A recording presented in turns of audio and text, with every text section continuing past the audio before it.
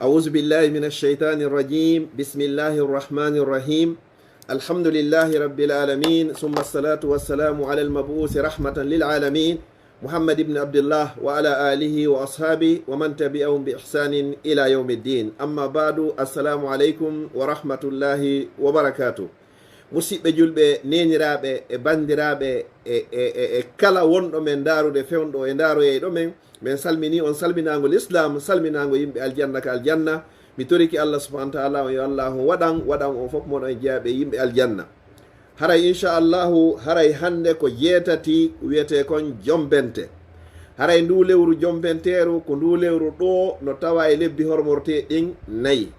haray ndu lewru ɗo pet e nder lebbi sappo e ɗen ɗiɗi allah baki e makko o inni ko shaharullahi ko lewru allah haray allah tawni en hande ko jeetati janngo ko jeenayi ko honɗum ɗon hanuɗen wadde nelaɗo sallallah alih w sallam e maaki ko ɓuri moƴƴude e korka fop si suumayi o feƴƴi ko horugol lewru jombente ko ɗum woni almuharram joni noon si onti wawi heɓude boyi e mayru hino moƴƴi si onti wawari ɗum ɗon fof kono wata on tigui ronku wawugol horugol ngol jeenayi on e sappo on ma sappo on e sappo e goo on ko fi hon ɗum nelaɗo sallllahu alayhi wa sallam ɓe maaki horugol ñande sappo jombente wohino yaafo bakkatu ma ko waɗɗa e nder hitande bakkatu hitande ma feƴƴude sa hoori ñande sappo jombente allah yaafotoma nelaɗo sallllahu alayhi wa sallam ɓe horuno sappo jombente ɓay ɓe iwi makka ɓe senike madinatul munawwara ɓe tawno hay alyahuda ɓen hino horude hay annasara hoorayno nden ñalande ɗo hay ɓuraysiyankoɓen fewdo jahiliya hara ko fewdo majjiyanko l'islamu ala hiɓe hoorayno nde ñalande ɗo koye nde ñalande ɗo kadi allah subahana taala dandi annabi nuhu ka laana joni noon musidɓe julɓe tedduɓe ñallal gotal pet ngal horuɗa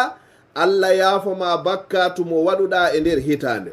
ko honde tuɓa ɗum hawrata inchallahu koye alkamisa arowo ɗo wonata sappo jombente ko nden ñande tun hoorete o waye ɓaynelaɗo sallallah alah wa sallam hoori nden ñande ɓe yii moƴƴere ko woni kon e horugol sappo jombente on sayi ɓe maaki simi wuuri ha hitande arore nden mi hooray jeenayi on mi hoora sappo on joni noon jeenayi on ko janngo e alarba ɗum hawray le 24 mois de juin 2026 24 mois de juin 2026 hanuɗen horugol jeenayi jombente hooren kadi le 25 mois de juin 2026 ko nden ñande woni sappo jombente si wawi newade wattu bimbine ñande kay ɗum ko alkamisa haray a heeɓi jeenayi a heeɓi sappo a heeɓi sappo e goo a heɓori ɗon kadi alkamisa on kadi ñallal gotal ngal horuɗa hiɗen andi hara ko fi allah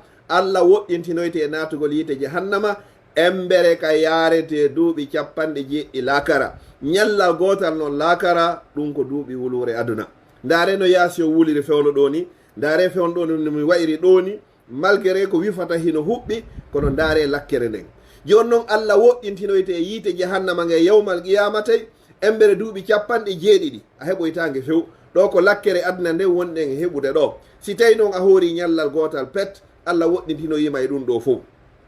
haray ɗum ɗo ko en wakkilo hittinen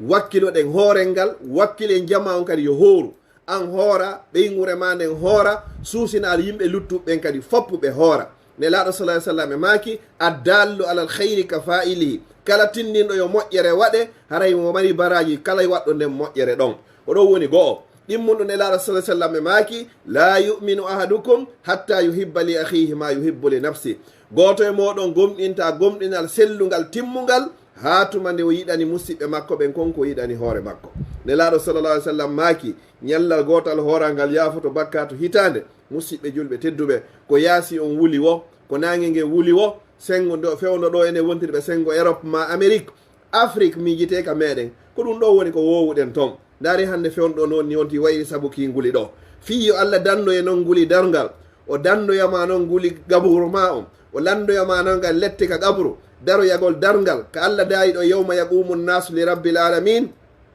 o dardoya o dandama ɗum ɗo fof ko ya wakkilo hoora ñallal gotal allah yaafoma bakkatu ko faggitiɗa e nder hitande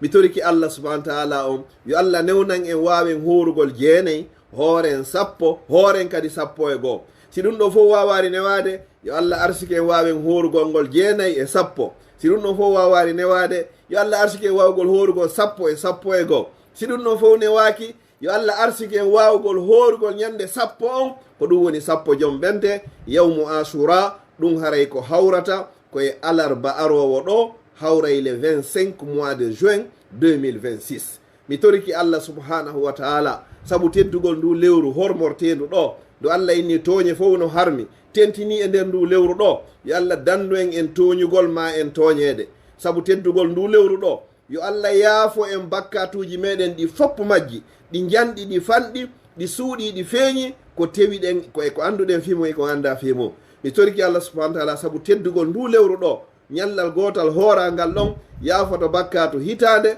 yo Allah yaafo mawɓe meɗen fatiɓe ɓen fof yaafotaɓe e dendalngal julɓe fatiɓe yo Allah tawɓe fof hiɓe e newede kala wonɓe e satte en to yo Allah ittuɓe naɓaɓe e newede yo Allah wurno en koyen julɓe o ƴettita en koyen gomɗinɓe yo Allah waɗa golleji meɗen ɗin fop hara ko fi Allah wonɗen e gollirde ya rabbal alamin haray mi toriki Allah subhanahu wa ta'ala on yo Allah arsike wawgol horugol janggo hoora faɗɗi janggo hoora faɗɗiti janggo inchallah haray feƴƴino en yewtere nden kadi ko feƴƴinirten nde ko fi annintingol jama o buyno toon haray hino faala horugol kono sabu soholaji aduna hara occupation ji aduna ko wawata lannude yejjintinaɓe haray ha feƴƴa haray buy horuno 10 Jombente ko feƴƴi hikka haray fewno ɗo ni himɓe nder gaburuji maɓɓe enen kadi en anda si tawi en waway horugol hikka hooroyen ko arata yon noon ko tawni en ɗo kon haray ko en wakkilo hooren inchallah ñalande moƴƴere tawata alyahuda hoorinde annasara hoorinde heferɓe makka ɓuraysiyanko hoorino nde haray ko enen julɓe ɓen ɓuri handude e horugol ndeɗo ɓayɗon andi ko fi honɗum en natari e détail on en waɗino khutba fi muɗum ne laaɗo nde landino alyahuda ɓe ko fi honɗum ɓe horanta nde ñande ɓe inni ko nden ñande Allah dandi annabi Musa alayhi salam o halki Fir'auna ne laaɗo sallallahu alih w sallam e maaki ko menen ɓuri handugol e jeygol Musa joni noon enen kadi si tawi pellet ko ne laaɗo maaki kon allazi la yantigo anil hawa ɓe wowlirta beleɗe ko enen ɓuri handugol e jeygol annabi Musa alayhi salam alyahuda ɓen ɓe hoori ka weltagol enen kadi ko yen hooru hollugol wondema ko enen ɓuri handude e jeygol Musa Allah yaafo en bakkatu mo faggitiɗen e nder hitande yo Allah on yaafo en okka en moƴƴere makko nden o okka en jannatul firdawsil ala marɓe andeji ɓen foppo yo Allah on ittanɓe marɓe sohlaji ɓen foppo yo Allah on ittanɓe nawnuɓen foppo yo Allah on dikkinɓe fatiɓɓen foppo yo Allah on yaafoɓe marɓe ɓen fof yo Allah on ɓeydanɓe ɓe jogaki men foppo yo Allah on okkorɓe karama ko o meɗen men foppo yo Allah on ɓeyduɓe tabintinde marɓe gandal ɓe yo Allah waɗuga rewingal Allah ɓe jogaki ɓe yo Allah on okkorɓe yo Allah moƴƴinan en ɗo moƴƴinan ga meɗen yo Allah okkore lamɓe fewɓe nunɗuɓe huloɓe Allah yiɗuɓe leydi yeeɗi wiɓɓe leydi ndin waɗa en kadi laamateri sifa muɗum ya rabbal alamin wassalamu aleykum wa rahmatullahi wa barakatuh